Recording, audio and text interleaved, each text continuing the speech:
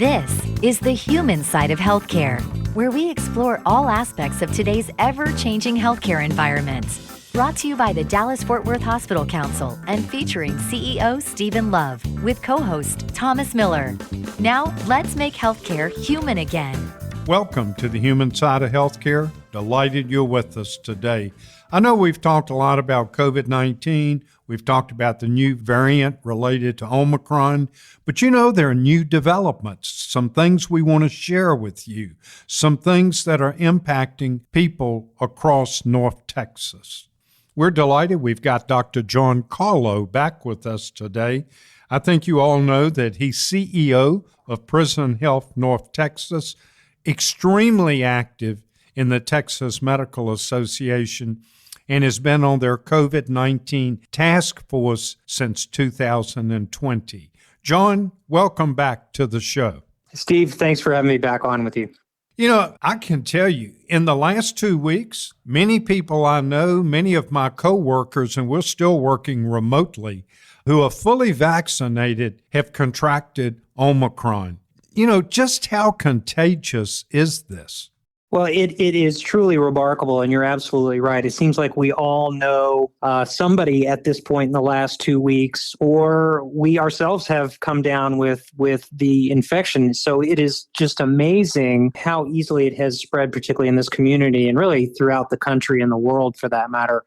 So it has shown itself to be remarkably infectious, even more infectious than the previous variants. And we were already dealing with a very, very infectious virus that can easily transmit from person to person. So this new one has really surpassed that and really just been incredible in terms of how quickly it has spread through the community. So for our listeners out there that say, well, I haven't been vaccinated, why should I even bother to get vaccinated if even when you're vaccinated, you can contract Omicron? Any thoughts on that?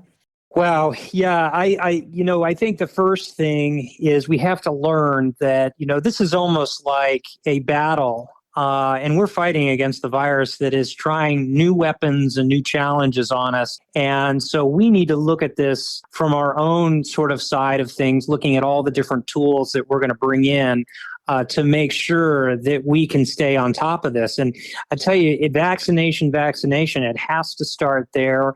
What vaccination has done, even with this new variant, is really preventing severe illnesses and death. And I'll tell you that without the vaccine and without, thankfully, the number of people who have chosen to get vaccinated, there's absolutely no way we could have sustained the hospital and healthcare response given how infectious this variant is. I mean, we just have to think for a minute how serious this would have been if this variant came first. I can't even begin to imagine, given the number of people sick, how many would have need hospitalized care and how far we would have not been able to reach everybody that needed to be reached. So, absolutely, the vaccine is something we need to just not forget, certainly, and really realize how important it is that it's helped save so many lives. Continues to do so, and definitely not the right time to just sort of give up and say, well, I'm going to get it anyway. The vaccine's not going to help me. That's really the wrong approach at this point, because we've got to look at that at severity, and that prevention of death is really the key things that we're trying to do with the vaccine. You bring up some good points, and if you look at the number of cases and how the cases increase, you have more chance for mutation and then a new variant. Thomas sent me, before we began this interview, there's now an Omicron subvariant, they've labeled it BA.2, that's under investigation in the United Kingdom. We could see more of this with more cases, couldn't we? Oh, absolutely. This is the thing that's even, I think, more scary, is when we're dealing with this virus that has now spread to so many people throughout the planet at such a short amount of time. We're talking about a scenario where that virus now has just, innumerable opportunities to change, because it's so active right now in the number of people that it is currently infecting. So the possibilities are almost endless, unfortunately, to really see introductions of new variants at any place, anywhere around the world. Dr. Carlo, if you're vaccinated and you can still contract Omicron, what is your advice to listeners to help prevent contracting it? Well, let's go back to that scenario where I sort of paint this as almost like a battle that we're fighting against this virus. And we want to bring all the weapons we possibly can to that battlefield so that we can score a victory. We know we have other tools at our disposal we need to use. And absolutely, the next one is mask wearing. And we have really learned so much in terms of that mask use and how it actually, where it's effective. It's certainly not 100%, but certainly has done dramatic work in reducing the number of people infected from somebody that is infectious in those circumstances. So, on this battlefield, we've got mask use, and then we also have ventilation. And we realize that ventilation means being in confined spaces with a large group of people. Those are not the tools we want to be using. Those are really what the virus's tools are on this battlefield. And so, if we look at what we have effective, it's really the vaccine, it's the mask use, and it's the distancing, particularly in indoor and confined spaces. I was reading just yesterday, more than a quarter of the COVID-19 pandemic total cases in the United States have been reported in the past month. And this is all related to the Omicron surge, according to Johns Hopkins University. To try to look at something positive, does this mean we could become from a pandemic to endemic quicker? That's a really, really good question. But, first, yes, to set the stage, unprecedented numbers of infections. And, once we're not able to even count at this point because, I think a lot of our tests now are done with rapid at-home tests that really will never be counted. So even the numbers that Johns Hopkins is talking about is probably an underrepresentation of what's actually out there. But the idea then is this going to reach to a place where our community, our population really around the world effectively becomes immune because so many people have gotten sick, and essentially there would be no more what we would call susceptible individuals? Do we see that as a possibility on the horizon? I hope so. I think that when you really look at this and you talk to experts in the field, we still are perplexed by the whole Omicron business and the whole coronavirus business in the first place. So I've been very, very cautious to make any assumptions like that, because I tell you what, this virus has continued to, like I said, perplex even the most best notions of what we understand happens in terms of infectious diseases. So I'm very weary to say we will get over this and be done, certainly, or we'll reach some sort of an endemic phase.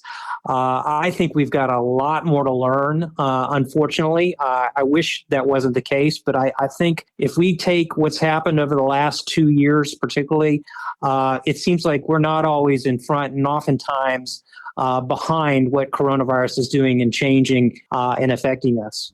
What an amazing statistic. 1/4 of the cases in the past 30 days. More with Dr. John Carlo when we come back on the human side of healthcare. Stay with us.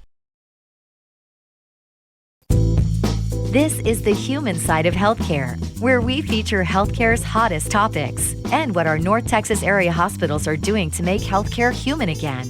Welcome back to the human side of healthcare. Thomas, it's so important we continue talking about Omicron. Some people treat it as it's very mild, but we don't know the long-term effects of Omicron, so we want to do everything we can to prevent being infected with it. Wouldn't you agree? We want to protect our families. I would especially agree with that, and we're going to get some thoughts from Dr. Carlo here in just a minute. We're talking with Dr. John Carlo, and we'll continue that conversation with him. But, Steve, over the past 2 weeks now, my own family, this is my adult son who actually works in healthcare in one of our local hospitals, his wife, and my 2 granddaughters. One is 2 years old, the other is 3 months old, have all had COVID over this past week.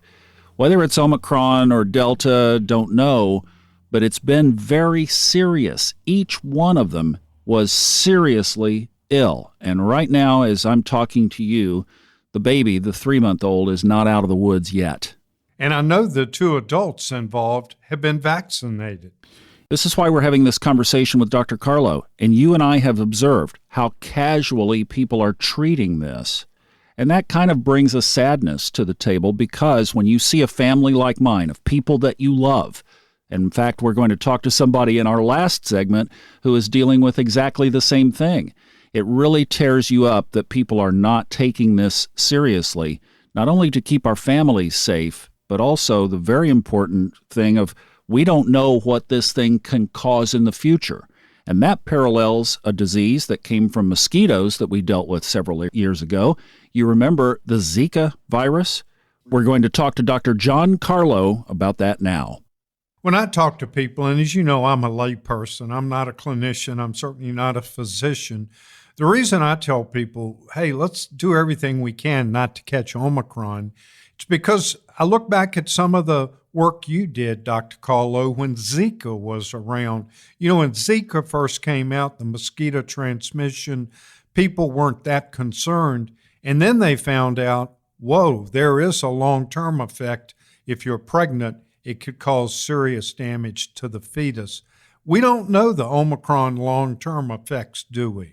No, we certainly don't. And, it reminds us there's a lot we don't know around, particularly post-infection of a lot of different viruses that are out there, but particularly the newer ones or the emerging ones where we don't have a lot of experience certainly gives us a stronger possibility that something's going to happen that we have not expected or seen before. We do know that there is a syndrome, now we're referring it to as long COVID. We are seeing that much, much more frequently than typically a seasonal coronavirus infection would give us by what we've seen so far. We don't know to the degree of whether or not the Omicron variant causes the same rate as long COVID as the previous variants.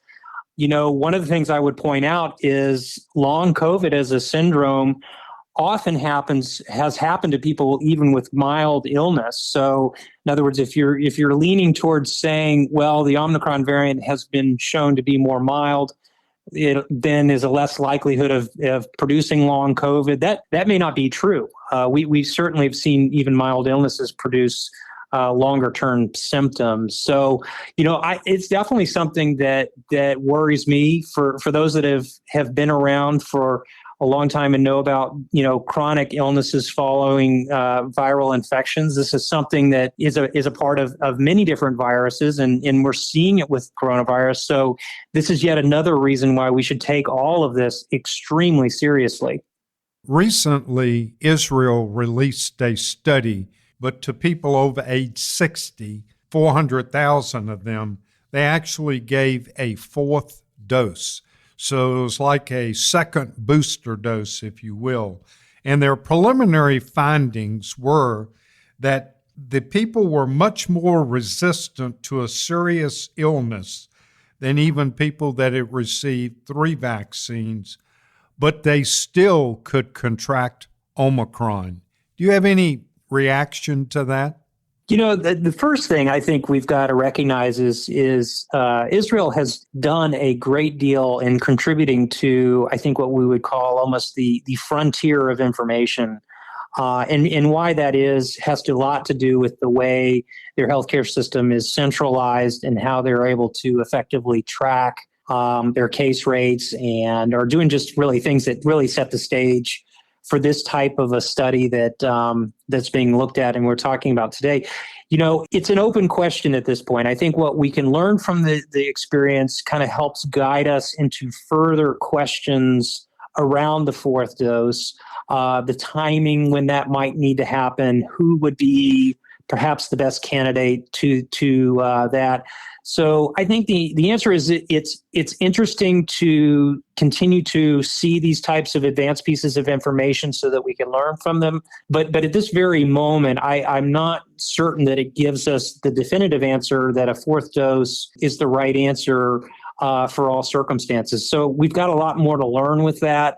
But I do think it sets the stage for trying to answer that exact question of how long are 3 doses going to last us? What's beyond that?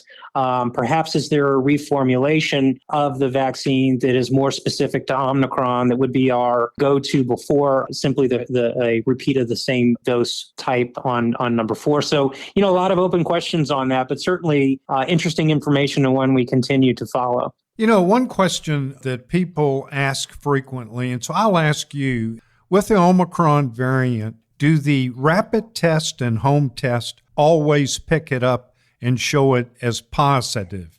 Yeah, it's a great question. I'm hearing that question a lot too. And, we don't have, I think, updated information to really definitively say yes or no. I've read some early reports that the rapid tests and even the sort of the gold standard, if you will, which we describe as the PCR test that goes to the laboratory, that these results may not be as accurate with the Omicron variant, particularly in that somebody has the infection, but the test does not turn positive. And I think that's a real risk. I think that's one of the reasons we are very cautious, particularly in the rapid at-home test kits, to say, if that test is negative, don't assume that you don't have COVID, because that's really where the test is really at its worst. If it's positive, that's a pretty good indicator that you do have COVID. But if it's negative, I always tell my patients it's about 50-50, especially if you have symptoms that are spot on, and we have this so frequently right now, sinus infection, cough, not feeling well, fatigue, sore throat, negative rapid test. I would say sort of still 50-50 whether or not that's a COVID infection or not. A lot of times you'll pick that up in a few days after, or you'll go and get the definitive PCR test. But you got to be real careful with understanding the test results, because a lot of times that negative test may not be accurate. When I talk to some people that don't really take the Omicron variant seriously, they go, Steve, if I get infected, I'll go to one of the infusion centers and they'll take care of me. And what I try to explain to them is, one, you don't want to get infected, and two, and you know this through your excellent work at the Texas Medical Association, those antiviral and antibody treatments are in short supply. There's no guarantee you're going to get that. Do you agree? I absolutely agree, and it's another good reason why we've got to do better at protecting ourselves at the moment. We simply do not have enough therapies that can limit the severity of the Omicron variant. And the important message is we probably will very soon. And I think that's one of the big things that we've got to realize is right now, this is not the time to come down with an infection, knowing that we could be perhaps 6 months, maybe as soon later, of having those therapies more readily available. And, I'll tell you, I, for one, if I do unfortunately come down with an infection, I would feel much more comfortable knowing that there was an available monoclonal antibody or other antiviral therapy that's readily available. I wouldn't want to be doing it now when things are just simply not there. And think about it beyond that. What innovation is headed our way very, very soon that really could limit that even further? So, again, back to the war analogy, we want to be realizing that if we are towards the end of the war, we may not want to be taking additional risks, knowing full well that we may be at the very end. And once we get out of this, you could do things differently. So I think that we have to maintain our presence of knowing where we are and where, particularly when there's better therapies available, what that means. Dr. John Carlo, Prism Health, North Texas. The good news is, as we're approaching airtime here, is that the numbers are starting to plateau. So keep the good faith, like Dr. Carlo talked about. Now, when we come back, we're going to talk about a program over at Medical City Green Oaks. When you've been off work and it's time to go back to work, they have a special program to help you navigate all the paperwork and the anxiety that goes with it. We're going to tell you about it next on the Human Side of Healthcare. Welcome back to the human side of healthcare, where we explore how to take better care of your health so you can live a happier, healthier life. With DFW Hospital Council CEO Stephen Love, along with Thomas Miller. Welcome to the human side of healthcare. Delighted you're with us today.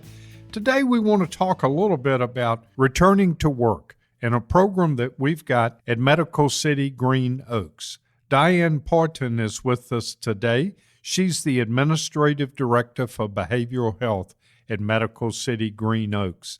Diane, welcome to the show. Thank you, Steve. It's a pleasure to be here. Well, we're delighted you're here. And for our listeners, why don't we kind of define right up front, what is the Medical City Green Oaks Work Returns Intensive Outpatient Program?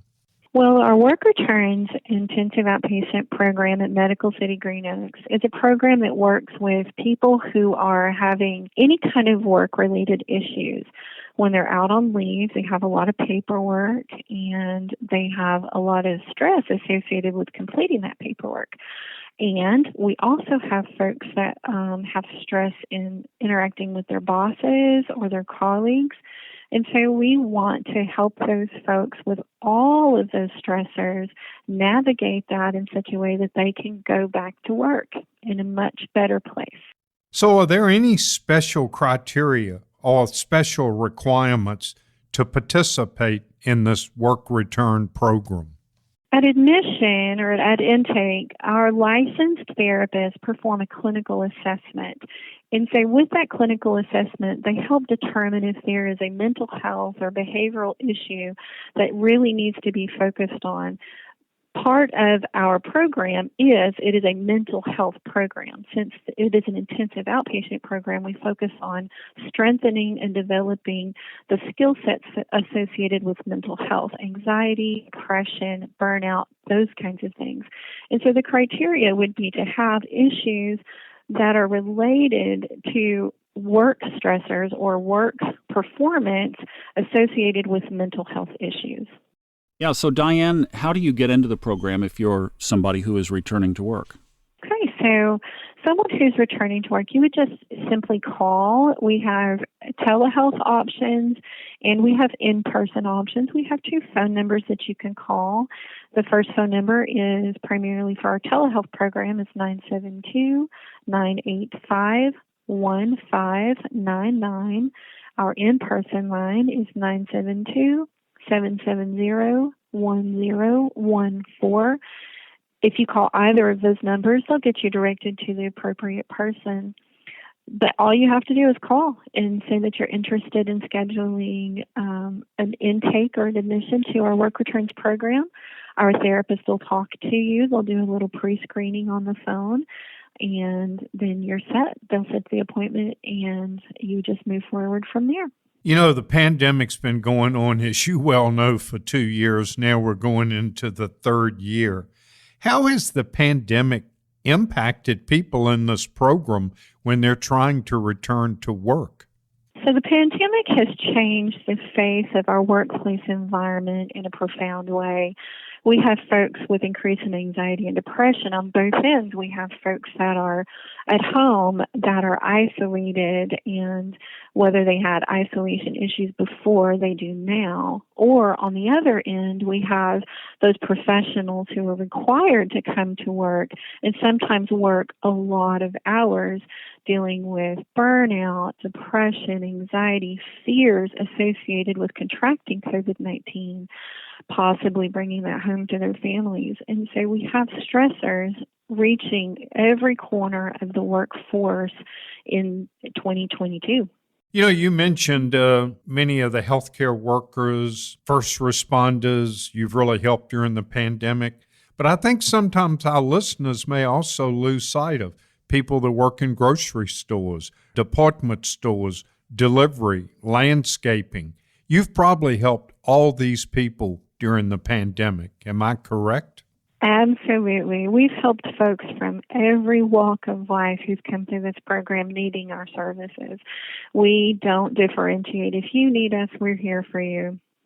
So as we look and hope for post-pandemic, you know, we are all hopeful that we're going to finally If we can get through this Omicron variant, put it in the rearview mirror. But as you work with employers looking post-pandemic, how are you going to change or reshuffle your program to meet the employer's needs post-pandemic? So what we do with employers is we consult with our employers and develop a custom programming that helps them redefine their workplace, their workspace, and structure it around a greater cooperation, a greater collaboration within the leadership. This is something that we do based on the mental health needs of their specific organization. You know, if you are a person anxious about the workplace, or if you're an employer that are observing your employees, or even if you have a coworker that you notice is a little anxious, what would you say are some of the signs or symptoms you should look for to help determine how you can help someone experiencing workplace issues? So a lot of times we notice something a little off with our colleagues or our employees or our coworkers, and we can see something's not quite right with them, and so we can go up there with them. We can notice that maybe they're depressed or they're anxious, they're withdrawn. Maybe they're calling in sick more. Maybe their productivity is a little bit off. Their work isn't as usual. It's not as good as usual. You can go up to them and say, "Hey, I noticed something's been going on with you. Is everything okay?" That opens the door for you to see and check on your friends, your colleagues, and see if there's something else that may be needed with what they're dealing with. How long has this work returns program been in place at Medical City Green Oaks? It's been in place for a couple of decades now, and we've seen thousands of people go through this program successfully. The average length of stay in the program once you're in it is about 3 weeks. We do the assessment at the beginning, and then we kind of determine what the needs are, and we target those in the group program and with the one-on-one meeting, and we customize it to the individual's needs. Can you share with our listeners some of the successes you've seen during your tenure working in this program? I am happy to do that. We've had many successes, but one that really sticks out to me is a college professor that just recently came through our program in 2021. And he was really struggling with burnout. He was struggling with the change in teaching environments, all of that associated with the shift in the workplace. He came through our program, and now he is able to express his needs to his workers, his coworkers, his boss.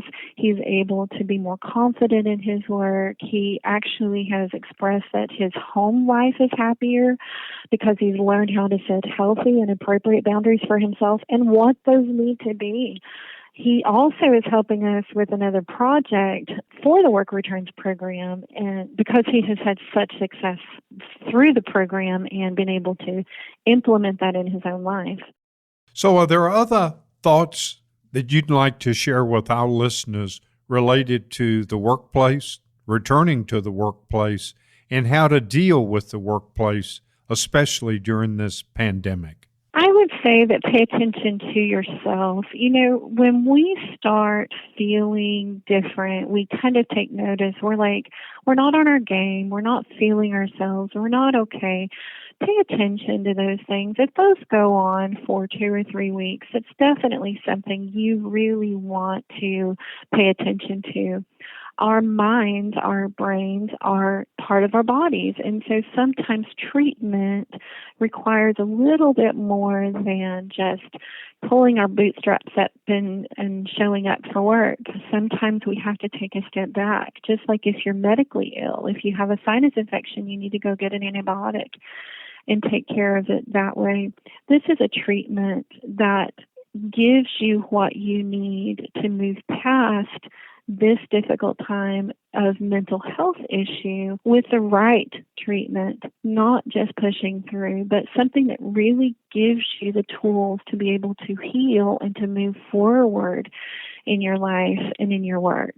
I can only imagine once you do that and you help people, as you say, heal, and they get back in the workplace, they are probably much more productive, much better adjusted, and I'm assuming you get excellent feedback from the employers.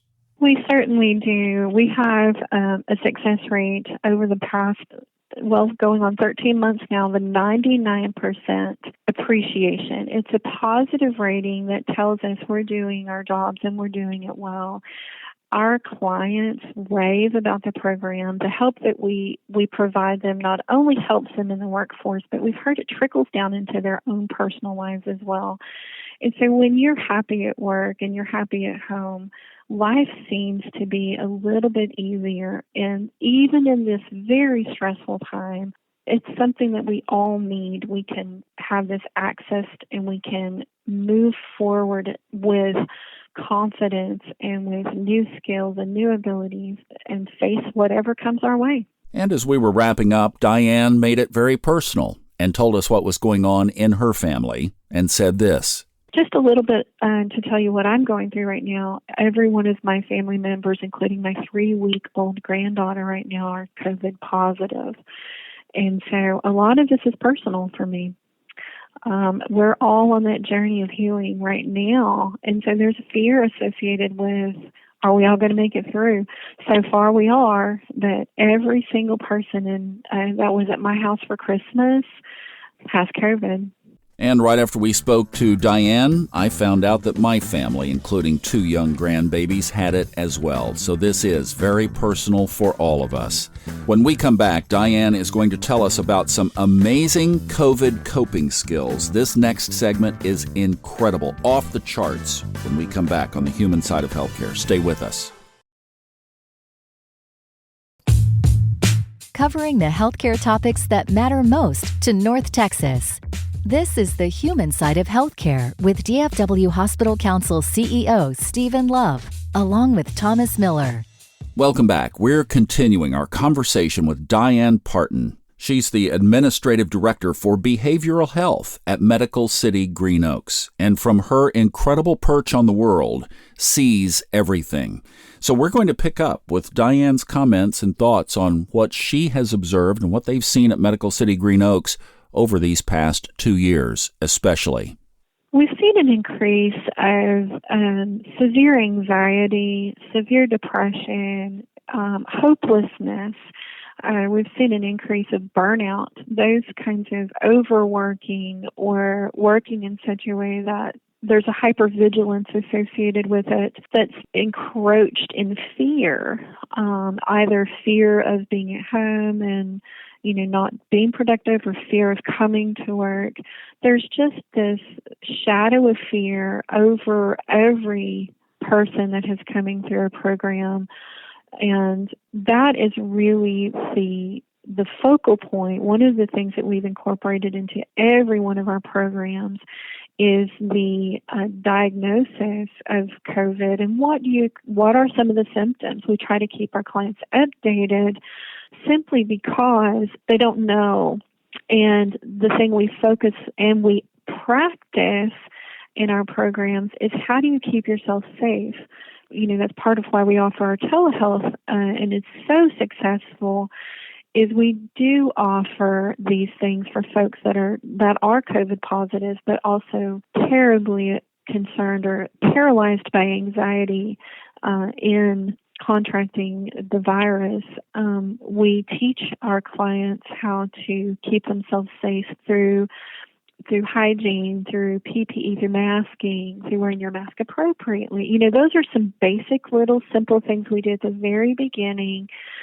Their experience with us, even if it's in person, we social distance. We don't have any more, we screen everyone every day. We're teaching them by modeling how to be safe in this really unpredictable world right now. And so we are dealing with folks on a daily basis that are just afraid to leave home. So what we do is if they have a hard time just leaving home, we start them out in our telehealth programs. We start them out in a way where they can still get the help they need, but then walk them through the ways to stay safe and how to be plugged back into the world again. That is great. And I think what my big takeaway is when you talked about that this is mostly cloaked in the subject of fear. We've been dealing Right. with fear one way or another on all kinds of different levels for 2 solid years. Right. And when you deal with fear that long, it moves into this state called hypervigilance. And hypervigilance can lead to anxiety and extreme anxiety and unsettledness.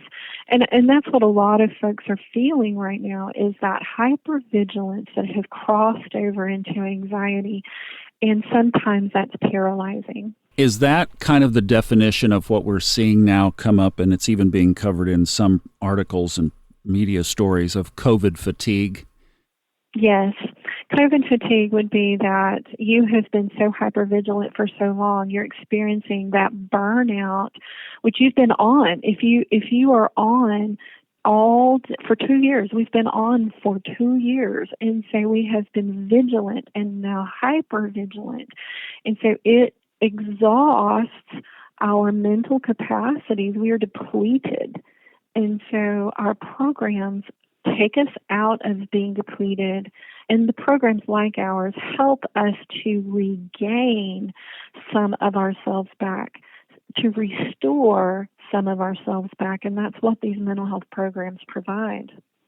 You know, I'm thinking of typical reasons that folks might come to Green Oaks. Obviously, just the stress and pressures of life in general could tip anybody into needing behavioral health therapy and counseling at any time. I've been there. A lot of people have.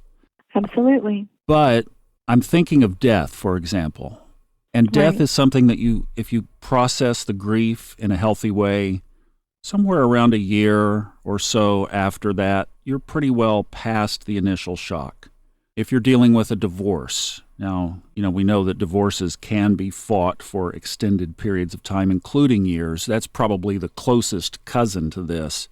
But, Right. We've been dealing with something every single day with no prospect of it being, waking up in the morning and saying, oh, COVID's gone, thank goodness, for 2 solid years. Yes. And even those of us who have tried to approach it with a stiff upper lip and keep doing what we're doing and all of that, it still is there every day. We're reminded Yes, of sir. it whenever we go to a store, and half the people hopefully have masks on. Right. Well, what kind of a toll does that specifically take on our mental health and then on our physical health? On our mental health, it takes on this feeling of dullness. There is this, you spoke of grief, and I think that's a really good analogy because a part of grief, there's many layers of that, and anger, whether it be overt, you see this a lot in our society right now, there's a lot of anger out there. I think it's complex. It's complex with those issues, but also because we have been dealing with grief of this whole loss of what it was in 2019 and before. You can watch movies and you can point out immediately that was before COVID because there's no masks, there's people at ball games, there's people interacting. So there's these reminders of what it was like before. And it's almost like a blur that it's been 2 years. And so our minds are transitioning in such a way that we're trying to adapt and create what is this place we are in now. And I hate to call it a new normal because I really hope that's not what it is. But I do believe that it is where we are now and that we are trying to not only keep ourselves safe, but we want to get to the other side of this season with everyone we know and we love. So how do we do that, right? So there's this not only self-preservation, but the preservation of ourselves and our families, especially when there's a lot of folks out there experiencing family loss because of this virus and because of the complexities of grief. We're all going to be in these different places. Mentally, it takes a toll. We have to determine how are we going to now respond. Then we have to take a step back and make a choice. the world is unpredictable. Where do we go from here? We have to have something that ties us down to something that is solid, a belief system that matters to us, whatever that may be, that guides us through. And I think that is where we're at right now. It's where we have to find those truths that we hold dear that give us stability, even though the world around us is in chaos. What a great message. We here at the Hospital Council sponsor a program that KRLD does every September called I'm Listening. Thinking about what you just said brought back a lot of memories of my own life about 25 years ago when I hit kind of my dark night of the soul, my bottom, and needed that. And the counselor, the version of you that I went to and found at that period in my life, told a story of going down a hiking trail and you're following somebody who knows every rock and every pebble on that trail. They know the path. And the analogy was, you put your hand on my shoulder and I'll get you there. And it's a beautiful analogy when you think of there are people there that can help guide you through, including, as you mentioned, medical treatment, which was recommended to me and made the difference and got me through those years. And it truly is. It's amazing what you guys are doing. So thank you for telling us that. Yes, and it's something we live every day, and I see the fruits of it every day. And just like you said, the fruits of your own life, those are beautiful things because no one out there is alone. They're not alone. We're not alone. Diane Partin, Medical City Green Oaks, thank you for some beautiful thoughts during challenging times. Thank you for sharing. Steve? You know, Thomas, we wish for you, your family, Diane and her family, the very best as you're restored to good health. We certainly hope that everyone will join us next Sunday for the human side of healthcare. In the meantime, be safe.